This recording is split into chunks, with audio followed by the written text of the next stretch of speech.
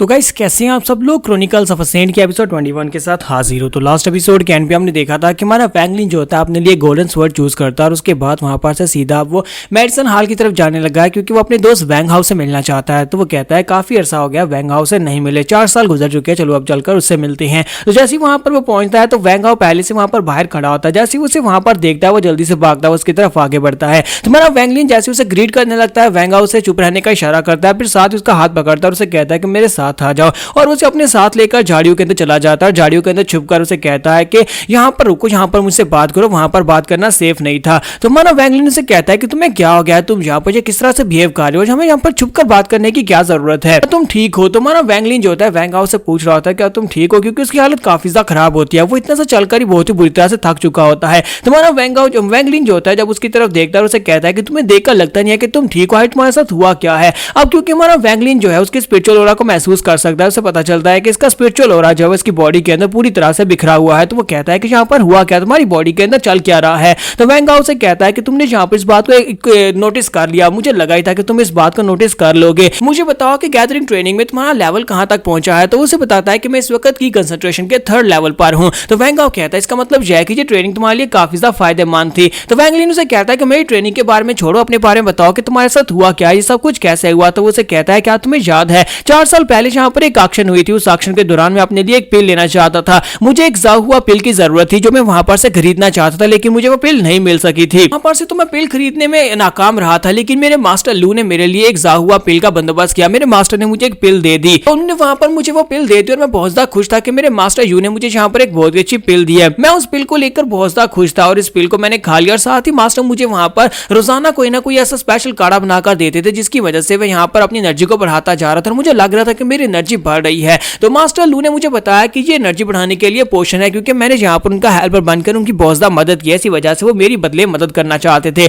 लेकिन जैसे जैसे वहां पर टाइम गुजरता गया मैं यहाँ पर मास्टर लू की तारीफें तो करता रहता था कि मास्टर लू ने यहाँ पर मुझे एक बहुत ही स्पेशल पिल दी है, लेकिन एक दिन मुझे पता चला कि ये क्या थी, मास्टर ने मुझे यहाँ पर गोंगफू दे दी थी। तो ये बात सुनने के बाद मेरा वैंगलिन उसे कहता है कि अब ये गोंगफू क्या होता है। तो वो उसे कहता है कि मैं तुम्हें बताता हूँ, मुझे खुद भी यहाँ पर इस बारे में नहीं पता था कि गोंगफू होता क्या है। मास्टर की दी हुई उस काढ़े की मदद से मैं यहाँ पर उस स्पेशल आर्ट को मास्टर करता रहा, 2 साल तक मैंने उस आर्ट को मास्टर किया और उसके बाद मुझे पता चला कि मेरी बॉडी के अंदर जो भी स्पिरिचुअल हो रहा है वो मेरी कमांड को मानता ही नहीं है, यानी कि वो सारे का सारा स्पिरिचुअल हो रहा जो है वो मेरे मुताबिक नहीं चल रहा जिस तरह से मैं उसको ट्रेनिंग करना चाहता हूँ। तो मुझे यहाँ पर इस बात के ऊपर शक हुआ, तो फिर मैं गोंगफू आर्ट के बारे में पूछने के लिए स्क्रिप्चर हॉल के कुछ एल्डर्स के पास गया, कुछ डिसाइपल्स के पास गया। वहां पर डिसाइपल्स के पास से सीक्रेटली मैंने जो बात निकलवा ली, उन्हें पिल्स देकर उनके बदले मैंने ये इन्फॉर्मेशन निकलवाई। तो उन्होंने मुझे बताया कि स्पेशल आर्ट को great stove fire spiritual art कहा जाता है। एक ऐसी आर्ट है जिसकी मदद से किसी की स्पिरिचुअल एनर्जी को उसकी बॉडी के अंदर इतना ज्यादा इंपेशेंट बना दिया जाता है कि उसकी स्पिरिचुअल एनर्जी को बाद में अब्सॉर्ब किया जा सकता है। तुम्हारा वैंगलिन उसे कहता है कि तुम्हारे मास्टर लोग अगर इतनी अच्छे थे तो फिर उन्होंने तुम्हें यहाँ पर ये वाली आर्ट क्यों सिखाई, आखिर वो तुमसे यहाँ पर पिछले 2-3 साल से ये ट्रेनिंग क्यों करवा रहे थे।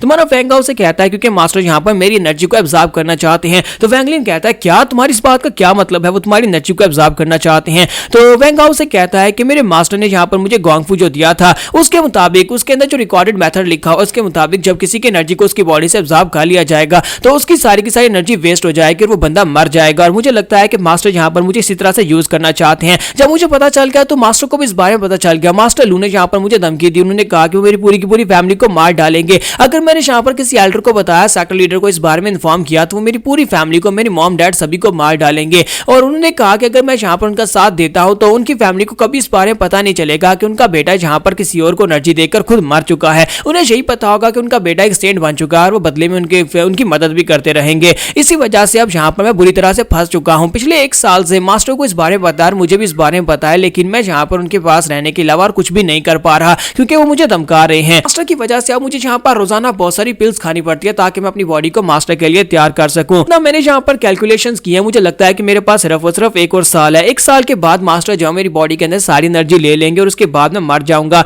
और साथ ही वो उसे कहता है कि अगर मैं यहाँ पर मास्टर को एनर्जी देने के बाद मर जाता हूँ तो क्या तुम मेरे पेरेंट्स को बताओगे कि मैं एक सेंट बन गया हूँ और दूर कहीं पर चला गया हूँ ताकि जाकर कल्टीवेट कर सकूं, इसी वजह से मैं घर वापस नहीं आ सकता। तुम्हारा वैंगलिन उसकी बातें सुनने के बाद काफी गुस्सा हो रहा था और साथ ही उसका हाथ पकड़ता है और उसे कहता है कि तुम यहाँ पर क्या सोच रहे हो, तुम्हें क्या लगता है कि मैं तुम्हें इतनी आसानी से यहाँ पर मरने दूंगा। और साथ ही वहां पर वो अनकॉन्शियस हो जाता है क्योंकि हमारा वैंगलिन उसी वक्त अपनी स्पेस के अंदर चला जाता है, स्पिरिचुअल स्पेस के अंदर यानी मार्बल के अंदर चला जाता है। वैंगलिन वहां पर अपने होश हवास में नहीं होता क्योंकि वो इतना ज्यादा गुस्सा होता है कि वो सोच रहा होता है कि यहाँ पर जितने भी लोग हैं वो सारे के सारे अपनी स्ट्रेंथ के बिहाव पर हम सभी कमजोर लोगों को एक्सप्लॉइट करना चाहते हैं। वो सभी लोग इसको एनलाइटमेंट कहते हैं, वो सभी लोग इसको सेंट बनना कहते हैं, लेकिन असल में वो सभी लोग बहुत ज्यादा जालिम है। वो सभी लोग सिर्फ और सिर्फ किलिंग इंटेंट रखते हैं, दूसरों को मारकर उनका फायदा उठाना चाहते हैं। वो सभी लोग लीचर्स की तरह हैं। और इसी के साथ ही वहां पर वो एक जबरदस्त चीख मारता है, क्योंकि उसने अभी तक इस दुनिया के बारे में जितना कुछ भी जाना था वो सब कुछ अब उसके सामने था। उसे पता चल चुका था कि अब यहाँ पर दुनिया में सिर्फ और सिर्फ एक ही रूल है, और वो स्ट्रेंथ का रूल है। अगर हमारे पास पावर है तो हम सभी को घुटनों के बल झुका सकते हैं, अगर हमारे पास स्ट्रेंथ नहीं है तो फिर हमें यहाँ पर झुकना पड़ेगा, और कोई भी यहाँ पर हमें मारकर हमारी एनर्जी को अपनी बॉडी में एब्जॉर्ब कर लेगा। और जब वो वहां पर अपनी आंखें खोलता है तो अपने स्पिरिचुअल वर्ल्ड के अंदर होता है। वो कहता है कि ये क्या, ये तो ड्रीम स्पेस है, मैं यहाँ पर कहां से आ गया। मुझे याद है कि मैं बाहर खड़ा था और मैंने यहाँ पर अपने मार्बल को घूर कर देखा भी नहीं, तो फिर मैं इस जगह के अंदर आया कैसे, ये तो इम्पॉसिबल है, जहाँ पर इस तरह से पहले कभी नहीं आया। ठीक है, साथ ही वहां पर उसके सामने जो लाइट होती है, वो लाइट जो होती है ऊपर की तरफ जाना शुरू हो जाती है और सारी ऊपर जाकर गायब हो जाती है। तो वो कहता है कि अचानक से क्या हो गया, वो सारी की सारी लाइट कहां पर चली गई। तो वैंगलिन अपने आसपास देखता है, बहुत ज्यादा अंधेरा हो चुका होता है क्योंकि सारी लाइट चली गई है। और इसी के साथ उसे साइड के ऊपर से आवाज आती है, कोई उसे कहता है कि लड़के तुम तो अभी तक यहाँ पर सिर्फ और सिर्फ डोंग फेस के फेक कंपटीशन लेवल तक ही पहुंच पाए हो, यहाँ पर आसपास देखने की जरूरत नहीं है, मैं तुम्हारे चारों तरफ हूँ, मैं यहीं पर इसी जगह के ऊपर हूँ जहाँ पर से तुमसे बात कर रहा हूँ। कि मेरा वैंगलिन सोच रहा था कि यहाँ पर मेरे अलावा कोई कैसे हो सकता है। मैं पिछले 28 साल से इस मार्बल के अंदर बैठकर यहाँ पर कल्टीवेट कर रहा था, लेकिन इस क्रिस्टल के अंदर पहले तो कभी मुझे कोई किसी की आवाज नहीं आई, फिर अचानक से यहाँ पर से आवाज कैसे आ रही है। तुम्हारा वैंगलिन से कहता है कि सीनियर मेरा नाम वैंगलिन है और मैं यहाँ पर क्या आपका नाम जान सकता हूँ। तो वो सीनियर उसे कहता है कि नहीं, तुम इस लायक नहीं हो कि तुम यहाँ पर मेरा नाम जान सको, क्योंकि तुम्हारा रैंक इस वक्त बहुत ज्यादा लो है। फिर साथ ही वो उसे कहता है कि मेरा नाम C29 है। तो वैंगलिन कहता है कि ये क्या, इसने पहले कहा कि मैं इस लायक नहीं, और साथ ही इसने अपना नाम भी बता दिया। तो इसी के साथ ही एल्डर उसे कहता है कि मैं यहाँ पर तुम्हें खुद लेकर आया हूँ, तुम इस क्रिस्टल के अंदर खुद नहीं आए बल्कि मैं तुम्हें लेकर आया। तो वो कहता है कि लेकिन आप मुझे यहाँ पर क्यों लेकर आए। तो उसे कहता है कि तुम्हारे गुस्से की वजह से मैं तुम्हें यहाँ पर लेकर आया हूँ, तुम्हारी नफरत की वजह से मैं तुम्हें लेकर आया हूँ। तुम यहाँ पर पिछले कई अरसे से यानी 28 साल से तुम यहाँ पर बैठकर कल्टीवेट कर रहे हो ताकि तुम एक सेंट बन सको, लेकिन मुझे लगता है कि जिस तरह से तुम यहाँ पर सेंट बनने की तैयारी कर रहे हो, तुम इस लायक नहीं हो कि तुम यहाँ पर इस क्रिस्टल के अंदर बैठकर ट्रेनिंग कर सको। पिछले 28 साल से मैं यहाँ पर तुम्हें ट्रेनिंग करते हुए देखता रहा हूँ, और मैं यहाँ पर इस बात से बहुत ही बुरा फील करता हूँ कि जब भी तुम यहाँ पर ट्रेनिंग करने के लिए आते हो मुझे तुम्हें देखकर बहुत ज्यादा गुस्सा आता है। क्योंकि अगर तुम एक सेंट बनना चाहते हो तो तुम्हारा एटीट्यूड काफी ज्यादा चेंज होना चाहिए। अगर तुम एक सेंट बनना चाहते हो तुम्हारा एटीट्यूड ये होना चाहिए, अगर कोई तुम्हें गुस्सा दिलाता है तो उसे मार डालो, अगर तुम्हें किसी के ऊपर गुस्सा आता है तो उसे मार डालो। तुम इस घटिया से सेक्टर के अंदर पिछले 5 सालों से हो, लेकिन तुम यहाँ पर क्या ही कर पाए हो, तुम यहाँ पर कुछ भी नहीं उखाड़ पाए। ये सेक्टर बहुत ज्यादा बुरा है, यहाँ के सेक्टर के लोगों ने तुम्हारे साथ बुरा किया। अगर मैं तुम्हारी जगह के ऊपर होता तो अब तक मैंने पूरे के पूरे सेक्टर को अनाइलेट कर दिया होता, मैंने किसी एक मेंबर को भी जिंदा नहीं छोड़ना था।